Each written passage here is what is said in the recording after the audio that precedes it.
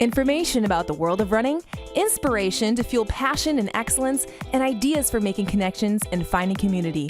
You're listening to AtoZrunning.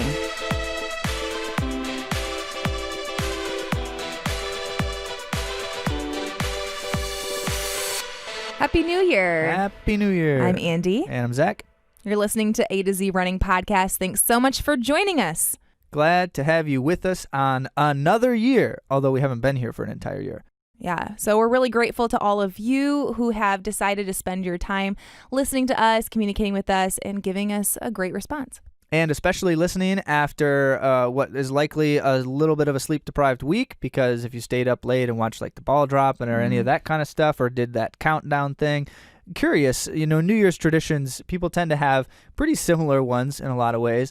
I think we just we tend to break the mold a bit because we don't have New Year's traditions. I mean, we don't have energy for New Year's traditions. Maybe that's it. Yeah, so instead of like hanging out and being really cool and awesome, we were drinking sparkling grape juice and eating Doritos. I didn't really drink any of the sparkling. I did take a sip, but it hurt my throat. So then I just ate Doritos. Yeah, well, it was a good time. Yep, sounds perfect. And a lot of great content for you in this episode, headlined by our guest, Leah O'Connor, who shares from her experiences and struggles in the sport of running. There's a lot there, going from top of the game national champion in college at D1 NCAA to professional athlete and then riddled by injury. There's a lot of highs and lows, and she has some deep thoughts to share with you. Yeah, very actionable items too, some takeaways that you can relate to. That's what Leah's really great at. She's really great at sharing and having things be applicable to an everyday runner. And you'll get that and more in just a few minutes after we share some tidbits from the world of running.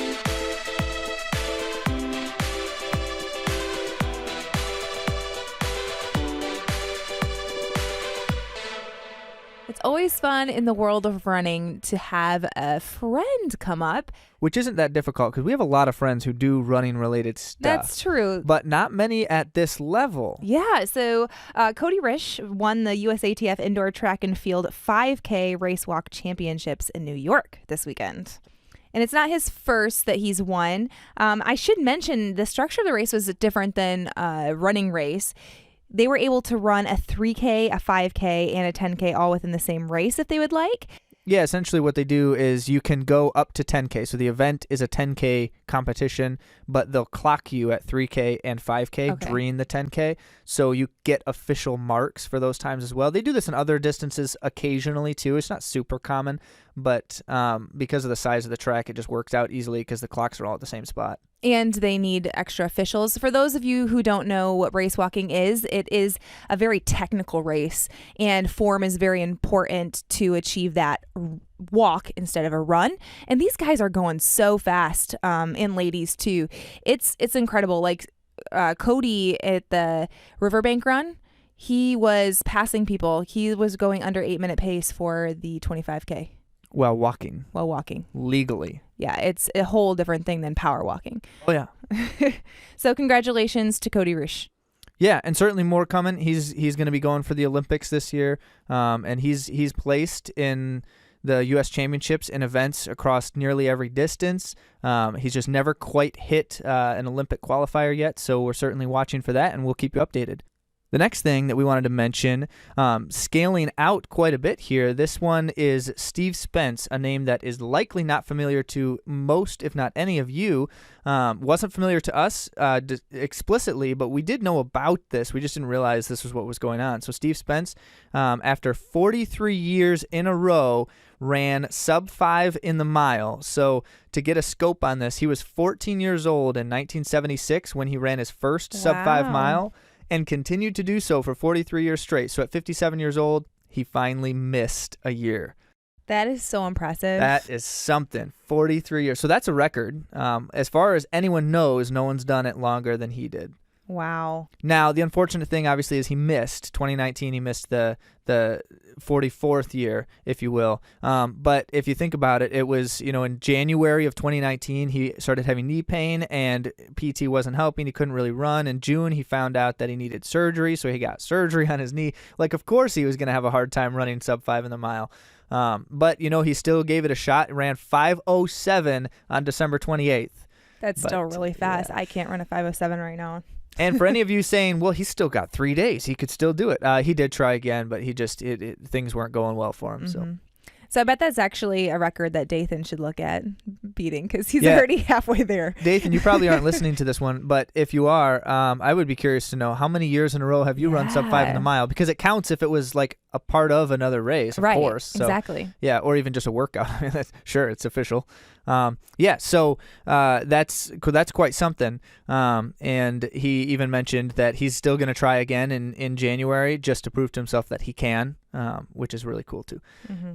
And the last one that I've got for you here is, this is just a good lesson for all of us, especially, for anyone who's racing for the win, but for all of us, it's never a good idea to celebrate a victory before you've achieved the victory. Mm-hmm. So that in mind, Jacob Kiplimo at recent championship level road race threw his hands up in the air to celebrate, only several steps from the finish line, only to be passed in the final stride and lose the race.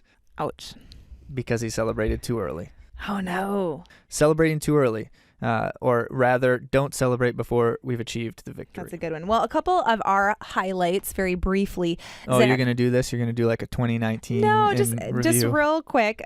Zach won the Flying Pig Half Marathon, Bayshore Half Marathon, and LMCU Bridge Run 10 mile.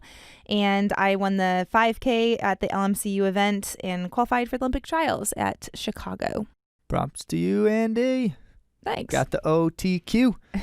This is actually kind of a representation of what I was talking about just a moment ago, because for me, my accomplishments were on the road to my main goal, and I didn't get my main goal. So maybe there's a lesson there for me. And by the way, I'm saying this now, but I actually think this is true. I think I expended myself a bit too hard too early in my training cycle for some of those races, and consequently didn't have quite as much as I needed in the final race in the Chicago Marathon when it came time for the big one. Well, we'll celebrate these moments and look forward to more in 2020. That is the thing. And one of the first of our 2020 moments will be Andy running the Olympic trials in February in Atlanta. So as you know, keep in touch. We'll be letting you know how that goes.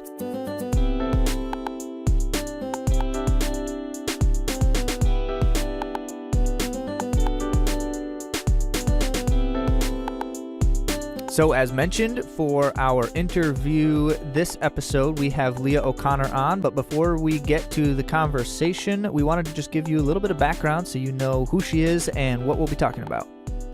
Leah O'Connor is most known as a 3,000-meter steeplechase runner. She's the 5th fastest American woman of all time.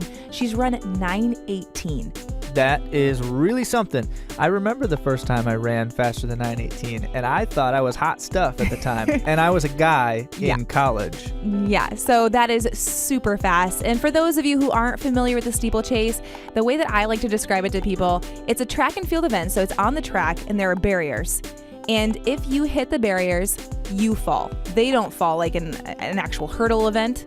These are barriers. Yeah, and you basically are guaranteed to get injured if you hit them. So there's also a water pit that's either on the inside or the outside of the track, and it's 10 feet long, and you step on a barrier and you push off it, and you try to clear as much as possible, or some people hurdle the whole thing and end up in the water as well. Also, the only reason why anyone watches the steeplechase, so that they can see people fall in the water pit, because it's guaranteed to happen every single race. Yeah, so if you just YouTube that, you can find some great videos with some falls in them.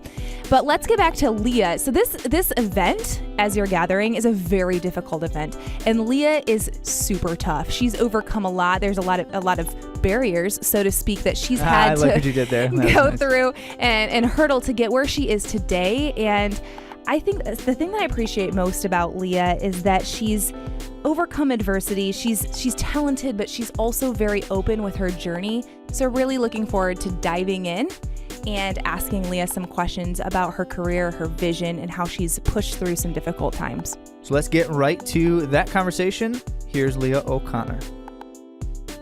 Thanks for being here, Leah. We really appreciate it. So we're going to get started with your story. A lot of people know who you are, but I'd love to hear from you. just what drives you in your running and what got you to where you are today.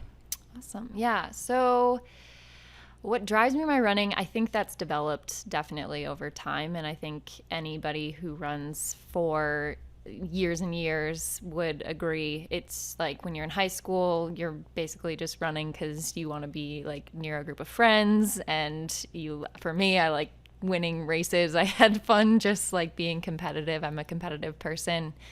And then eventually I wanted to get a scholarship to run in college, and I ended up at Michigan State.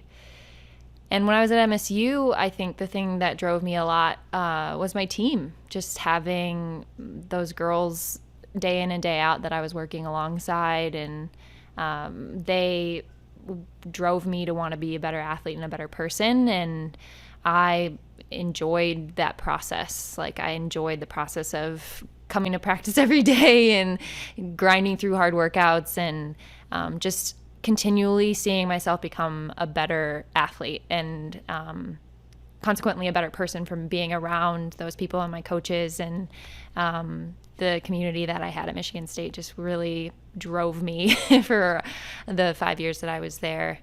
A lot of what we have been focusing on as A to Z running, and certainly just Andy and I in our own experiences, is that dynamic, that community piece. And we have felt, similar to what you articulated, that team atmosphere has had such a significant influence on us at a lot of different levels. So when you talk about how positive it was then, and then the transition out of that, did that have anything to do with your experiences as you moved out of the college and into the post-college running world now without a team? What was that like? Yeah, I think for sure it was difficult to make that transition, going from literally living in a house with teammates and like having teammates next door in a house and being surrounded by that group all the time, and then the support that you get in other ways, the training room, and being able to just walk in and be surrounded by your teammates. And I think attention from coaches too is a little bit different because you're not on the team, and I love my college coach, Walt Drenth, but it was also a little different not being the one traveling and the one going to those meets anymore, and kind of being a little bit more self-sufficient. So yeah, just losing that, it really felt like my family, or an extension of my family for a while. And then when everybody left and went on their way and I was still at Michigan State, it was just like a little bit odd, but not terrible. It was just different. It was definitely, it took some getting used to at first. This is kind of a sidetrack question, but when did you know that you wanted to pursue professional running? At what point during your college career? I definitely thought about wanting to pursue professional running after I won NCAAs in steeple the first time. That was the first time anybody had said to me, like, hey, you might have some contract offers after this, but I was still unsure about what that would even look like, and I was just focused on, again, just getting better day in and day out. So I wasn't like, it's hard to explain. I wasn't totally bought it, and I was still kind of a ways out from making that decision and having offers. So I just kind of put it in the back of my brain. So that kind of feeds one other thought that's been on my mind, which is this idea of in your experience, that rise and then fall. And a large part of our topic and our focus is what to do in the midst of the lows. What was that like then at that point? So that college point when the rise was really going up and peaking with national championships and with the talk of potential professional contracts and all of those kinds of things. Continue with that for us. The rest of that, how did it continue to build? When did the fall happen? Yeah. I feel like my college career, although it wasn't perfect, not getting injured at all throughout my 5 years at Michigan State made a huge difference for me. It makes a huge difference, just consistency in general with running. If you can't consistently log those miles day in and day out, you're not going to be able to like continually get better. So I was just able to keep pursuing bigger and bigger goals. So as part of your story, as you're building and you're competing so well and you get injured, what was your process through pain? I went so long without any sort of injury, and so when I finally did get injured my first year, it was right after I signed my contract with Adidas, I was heartbroken. I didn't know how to manage it because I'd never had a setback like that before. And anyone who's had an injury, if you're in running, for long enough, there's 100% chance you're going to get an injury. But the first one is just the worst because you don't know how to emotionally digest what's happening to you. It's like you're so used to having that consistency of that I'm going to do this run and do this workout and have this kind of week. And when that gets sidetracked for 4 to 6 weeks, it's like a huge chunk of time for somebody who's never been through that before. And it was especially scary for me because I had just signed my contract. And so I went out to Europe and intended to race a couple Diamond League races out there, but had to scratch from them because, I did race one time in Monaco on a broken foot, but I went home from Europe just like battered. My foot was just it was in some type of shape, but so it was tough to just gather myself after that. But I leaned heavily on my family and my coach, and I reached out to other people who had gotten injured and just figured out like, how am I supposed to get through this, and figured out how to cross train, figured out how to get in the pool, figured out that you can get your heart rate pretty high on a bike, and found other ways to be active and get through those, 6 weeks. And they actually went by faster than I thought. So, yeah. So certainly the physical side of things, finding a way to just manage activity. But how about then the encouragement side? Were you able to find, or how did you find encouragement while you're in the midst of just doing what basically you don't want to be doing that? You want to be out there running and training, but you can't. Where was the encouragement, and where was it coming from?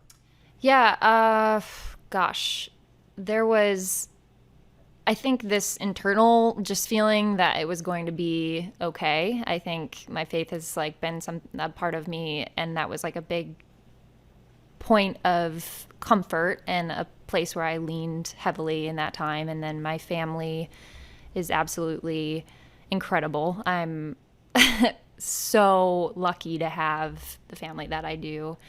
My parents and my siblings would constantly check in on me.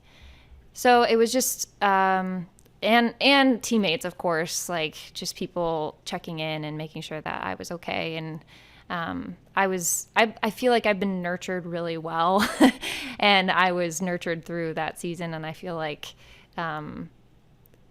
I've kind of seen that as a theme throughout like this low, or the lows that I've been through, is even at my lowest, I had a tribe of people who were there, and people are still continually like showing up, and I have this new tribe. So yeah. How do you receive that?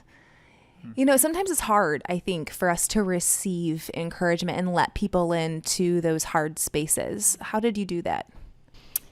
I think it's just important to think of like what would you want to hear in those, like, I don't know, or what would you say to somebody else? What would you say if somebody else needed that encouragement? And like I would want to be that person for somebody else. Like I would want to be the encourager. I would want to be able to help. And there have been times in my life where I've been able to be that person for other people, and it's humbling to have to stop and say, like, I need this help from this person right now. And it's hard to do. And it's hard to just say, like, I'm low and I need a friend. Like, I'm low and I need my family right now. And I just need to go home and cry, and it's just, it's like this, you can't always be the hero of your story. Like sometimes you need somebody else to come in and help you along. And I think I had to learn that. I wasn't used to being in a weaker place. Like I had been kind of used to just setting my plan and sticking to it and going for what I wanted and hitting my goals. And when it finally was like, oh, the rug gets pulled out from under you and you can't do the things that you want to do, just realizing like there's a season to be encouraged, and there's a time in your life where you need people to just come in and fill those spaces with love. Yeah, and that's so keen. So the emotional support, and even just like in a sense social support there is huge. What about then? And you were just hinting at it, Leah. With you've had so much confidence as a highly successful athlete, confidence in your body's ability to do what you're trying to do, and certainly a major injury tends to breach that confidence a bit, and it shakes it. So you found a way to, you said, I found how to cross train to, to move through that and such, but how about to regain the confidence to understand or to feel that you could train at the level again that you had? Yeah, that's definitely difficult. You feel like once you break something, you have this weakness almost when you're getting back into shape, and you're hyper aware of all the ways that your body could break down. And it's just scary. Like you're scared that you're going to get re-injured. That's like your biggest fear. So I think it's remembering your body had the ability to heal. Your body healed that bone or whatever, and probably healed the bone better than it was before. That's what I try to tell myself. Like it's stronger than it was before. And I think you just gain confidence workout by workout, run by run. It's just this slow process. You can't really flip a switch and all of a sudden be super confident in yourself when you're coming back from injury. You just have to learn to trust yourself again as you get running. And the only way to do that is to go for it. And it's risky because it feels like you're putting yourself in danger, almost like you're going to get injured again. But it's part of the game. Like it's part of running. You just have to go out and try and give your body a chance to prove to you that it can do it again, and it will, and it has. So, what role then in that process do you've talked so much about how others can support through all of this? Then, what role do other people have in? I'm thinking about like teammates, coaches, and those kinds of people in helping you rebuild that confidence. And in that sense, I'll just speak to an experience that I had where, in a period of time, I'm looking at something that I want to try to do, and coming off of an injury and thinking maybe it would be a bad idea to try to do that. I'm not sure that that's actually safe or healthy. I don't really know what to think about it. But then to have someone I trust to come along and say, you can do that, your body can handle that, here's the way to approach it, so that, and just helping guide me through that. Have you, and in what ways has that played a role? That's happened to me plenty of times. And the one instance that came to mind was the most recent injury. Obviously, that's the freshest. But I had a femoral neck stress fracture, and I healed up from that. And as I was getting back into running, I started feeling some pain in that area again. And I started to panic. I was so scared. I thought I had definitely gotten back into training too quickly, and I definitely had broken it again. That was just like exactly where my brain went. And so stopping and contacting my coach, Dathan, and telling him, hey, I'm having this pain. I don't know what to do. I don't know if I should run on it. And having him take me seriously and say, let's just go to the Alter G for a couple days. Let's go take it easy. Let's back off a little bit. It's probably just tightness, and sending me to our physical therapist, Adam, and taking care of like the little things that I could control, really put my mind at ease. And having Dathan just say like, you've taken your time to heal, and trusting my coach and trusting that he had the knowledge base to say like, you've done this correctly, you've done the process correctly, it's not broken again. And then taking the time with my physical therapist and just giving myself a couple days to back off, that helped a lot. But it's just having like resources and having people around you who can tell you if you're on base or not with what you're thinking is going on with your body. So how do you, as you're going through different parts of your training and different parts of your goal making, how do you stay patient? I've had to learn that. I've had to learn how to stay patient. I used to want to just get right back into training as quickly as possible. Like it was just like I would take the least amount of time to come back from an injury and try to like push to get back in shape as quickly as I could. And a lot of that was because I had a contract to uphold. But there it was just like I wanted to push my body to do things that I don't think that it was ready to do. And I think you just have to learn that you have to be patient, or else your body isn't going to have the time that it needs to heal. And it's just forming this relationship with yourself and having this awareness of what you need.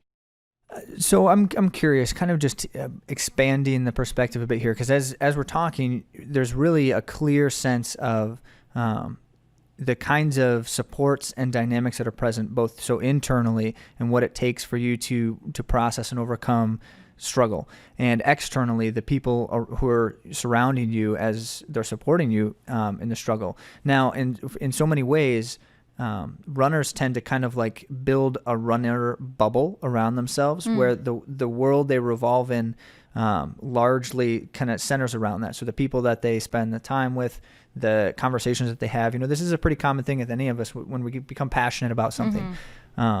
But, for some, there's security and safety in that, because I can feel supported. Other people know what I'm going through. Other people go through similar kinds of things.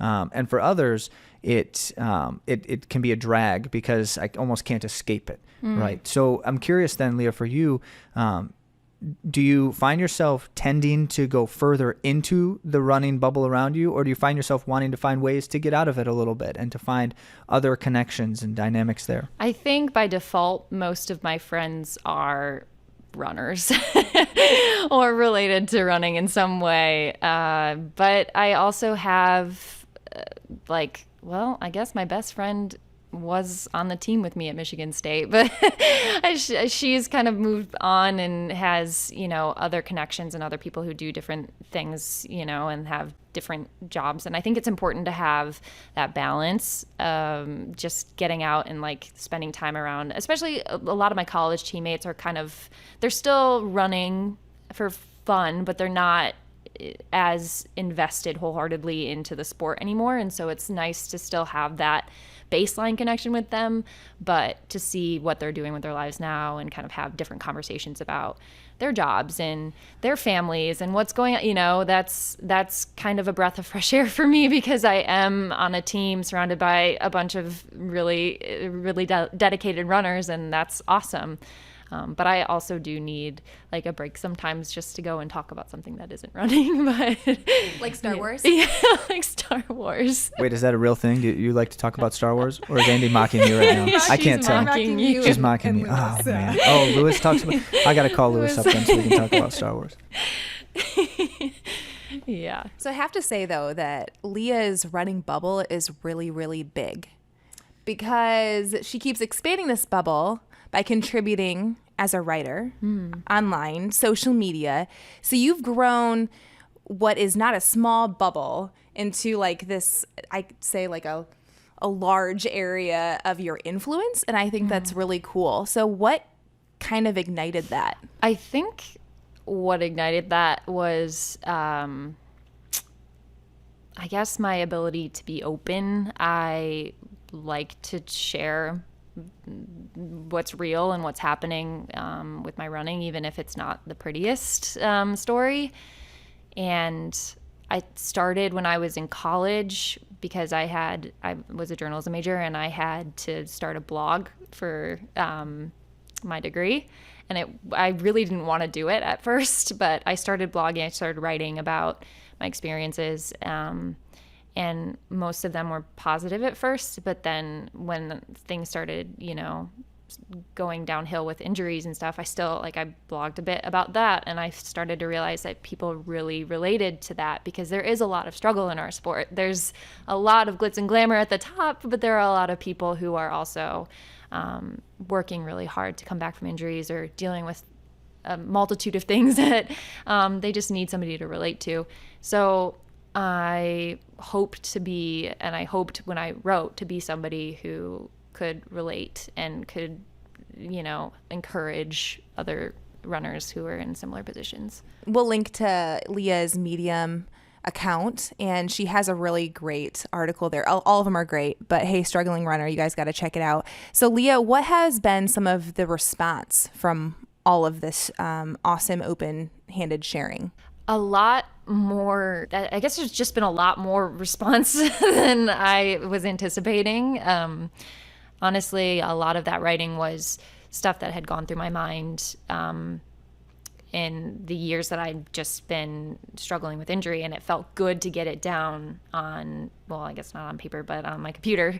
And it was cathartic to just write it. And when I put it out, I didn't think that it was going to get, I felt like it was very personal. I felt like the story was raw, and I was a little nervous that people are going to read it and be like, hey, sorry you went through all this, girl, but you need to like, you know, like nobody really cares. But the reality was there were a lot of people who were like, yeah, you know, I'm going through something very, very similar, or I have a friend who has, or it just has encouraged me to keep going. And they had questions, and I just received a lot of emails in response to that. So that was cool to, you know, see, and I feel bad I haven't been able to respond to every one of them, but it was awesome. So let's talk about your vision. Let's talk about what you want to see in the future, how you see running, what drives you. My main goal, especially the last couple of years where I was like kind of sick and injured and out of the game, was just to get back to a place where I was running on the track and feeling just powerful again, and just feeling like my old fluid self. Like I could just like eat laps up. Like it was just, I remember that feeling of getting on the track and feeling just like so good. And I want that back in a race, and I want to have that spark again. I guess you like that feeling of like that was the best I could do. It was the best I had on that day, and enjoy just racing at higher levels again. So this track season, I think we're just gonna, you know, try to get that Olympic trials qualifier and steeple again, and get back at it. And I feel like I'm close. I'm like getting there, you know, having 6 months of being healthy again and getting back on the track and getting workouts in that I'm like, oh, you know, that was actually really solid. I feel like I'm one step closer to getting back on the track and just feeling like I can crush it, you know, like I have enough fitness to just feel like powerful again. And I, in the past couple of years, haven't felt that as much recently. So I don't have like time specific goals aside from wanting to qualify for the trials. I'm not putting that like, I guess I'm not forcing myself into like this small box of you have to do this. It's more of like a feeling, yeah. Which is hard to explain. Like, you know, when you're feeling good. I get it. Yeah. Like that spark and yeah. wanting to be powerful. Yeah. That resonates. Yeah. So as a summarizing statement, if you could, thinking back to not necessarily the moment, but the moment young Leah signed an Adidas contract, first professional contract, what would you say to her right now? The one thing I would say is you're doing enough. Yeah, you're doing enough. Because I was so nervous about that injury right after signing, and being like good enough for that contract, and being like a good enough professional athlete, that I was very anxious and stressed out about a lot of stuff. And I think if I could just tell myself, and I think this rings true for a lot of seasons of life, you can look back and be like, you didn't need to worry that much. But yeah, I would definitely calm myself down and just say like, it's gonna be okay. Like it's not as stressful as it seems. Well, there's so much more we could talk about with you, because you have so much experience and so much to share. So we thank you so much for being here, Leah. Yeah, thank you. Good luck to you. We're excited to follow. Thanks.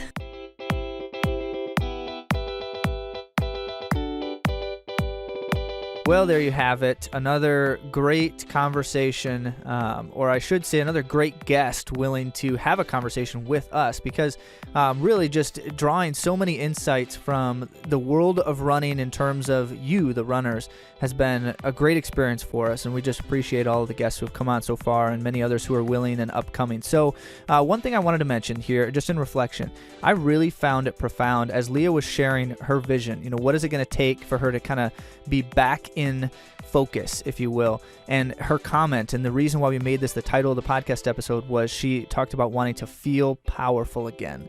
And that struck me as that's not a small thing. And here's why I feel that way, Andy. I don't think this is a small thing, because she could have said, you know, I want to run 9:15 in the steeple. I want to qualify for the Olympics in the steeple, or just get the OTQ and have it out of the way. You know, she kind of mentioned some of that, but the main goal, to feel powerful again, it transcends those other goals in a deep way, because what it means is if she can get back to the point where she feels like the beast runner that she knows she could be, or that she was, or that she will be, you know, all that kind of thing, if she can get back to the point where she believes it and feels it in her running, then those other things are going to come. They're going to be there.